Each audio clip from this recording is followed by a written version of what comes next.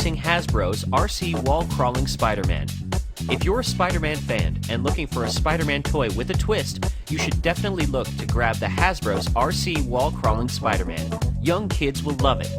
I wouldn't have thought it would be possible to have so much fun with a toy that is as simple as the Hasbro's RC Wall-Crawling Spider-Man.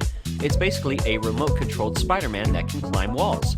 He not only climbs, but can spin around and also move backwards, thanks to a vacuum mechanism within the Hasbro's RC Wall-Crawling Spider-Man. And it's not like it moves at a slow pace, it whizzes around the surface. It has to be said that the noise generated from the working parts of the Hasbro's RC Wall-Crawling Spider-Man can be slightly annoying. This is from a parent's point of view rather than the child's, of course. And who would you be buying this toy for? You or a child? It's highly likely to be a child, and they will definitely not be annoyed with the whirring sound of the Hasbro's RC Wall-Crawling Spider-Man. Click on the website link below to get the most up-to-date info and the lowest price available.